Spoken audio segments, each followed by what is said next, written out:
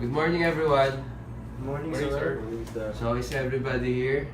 Yes, Yes, sir. And so, okay, we'll proceed. So, I'd like to introduce Mr. Sabilo.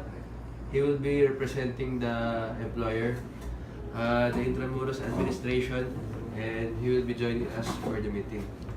So, Mr. Collado, would you mind taking down the minutes for us? Not at all. So, okay.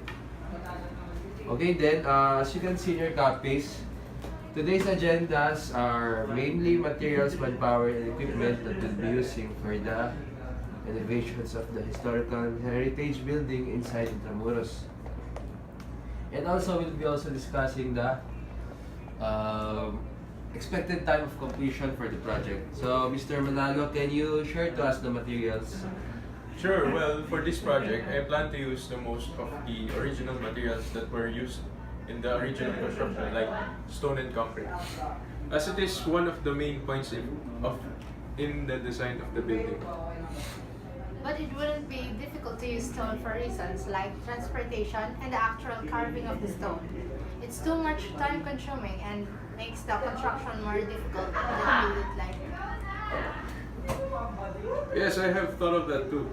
That's why instead of using real stones, we'll use a concrete composite that will mimic the look and feel of the actual stone, with the added benefit of us being able to mold it in any shape we like. How will this affect the structural integrity of our building? Well, since it is derived from concrete, isn't it natural that it will be more than able to cope with any ordinary and extraordinary conditions that the building will be exposed to? Yes, I think so too.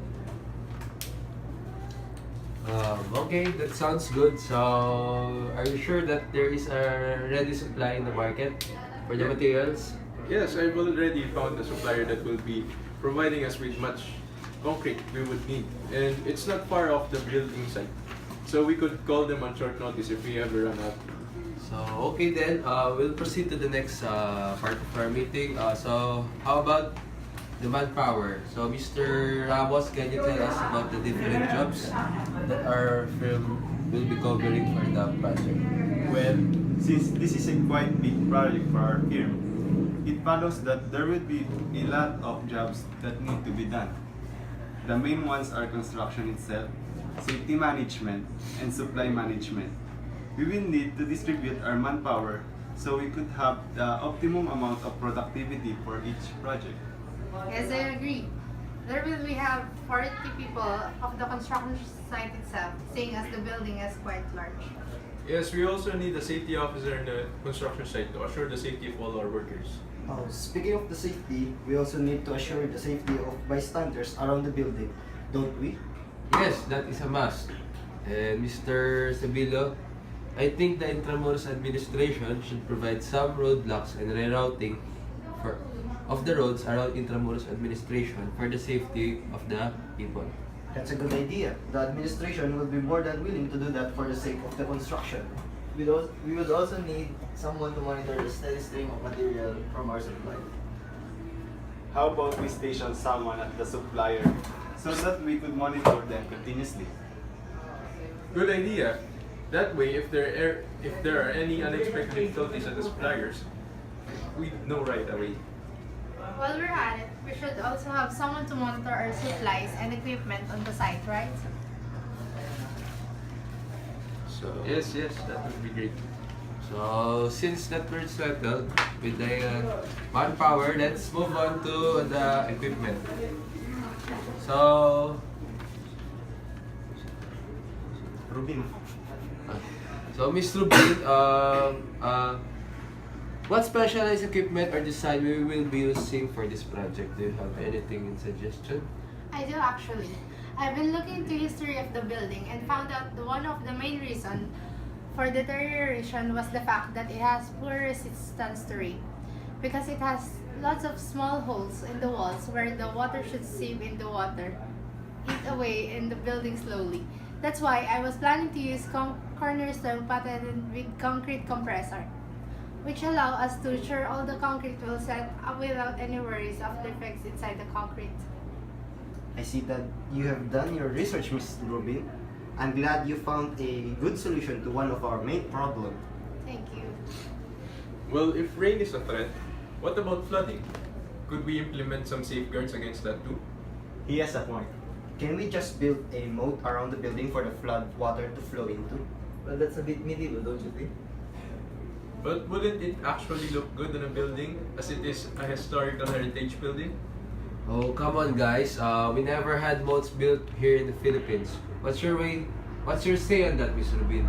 Well, if we would look into making it to modern, and maybe we'd just use for the cases of extreme flood, then it could be possible solution for the problem. Well, if you could look into making it more modern and maybe just be used for cases for extreme flood, then it could be possible solution to that problem.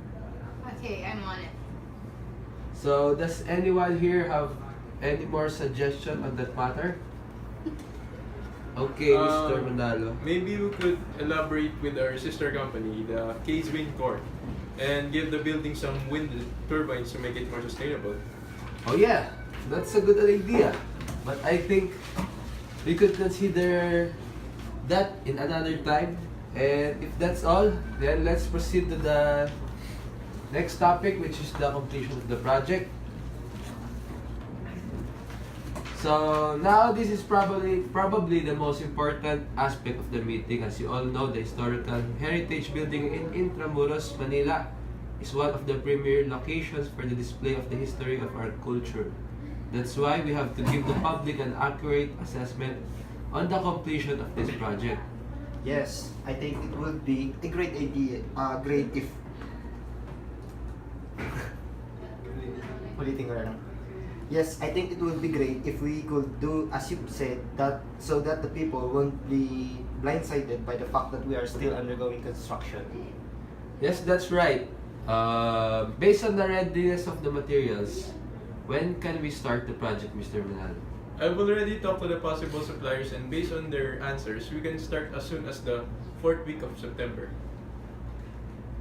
So, okay then, what are the factors that we need to consider for the time frame of the project? We will have to consider the number of people that will work on the project and how fast each lasts, and of course the budget for the build. I think the budget won't be a problem. We will ensure the construction won't have any budget constraints. So, that's very generous of you, Mr. Sibilo. I like it. I like it. For the construction itself, each layer of concrete sets about 5 days till the next layer can be poured. We'll need about 2 to 3 layers of concrete for the foundation, and it takes a month for it to set completely. For the pillars and walls, it takes 2 weeks for them to set, and another 2 weeks to be cured completely. So, for all the concrete works, we'll be looking for around 3 to 4 months for it to be fully finished. Yes, for the aspect like roof, ceiling, paint, and design of the building, it will take approximately another 3 months. So, alright, then most probably, the project will be running around 7 to 8 months, and that will be our target schedule. And I expect everyone to give it their all in this project. So, to recap for our meeting today, we will be using concrete composite for most of the building, and it will be supplied to us by nearby company. And we will allocate a safety officer, safe supplies officer, and a reroute of the roads around the construction site during the construction itself. And also, we will use the concrete compressor for the construction and look into making a moat around the building. And finally, we have a target time of completion of around 8 months after the 4th week of September. So, I believe we have covered all the objectives for this meeting, and thank you everyone for coming. Yeah, thank you, sir.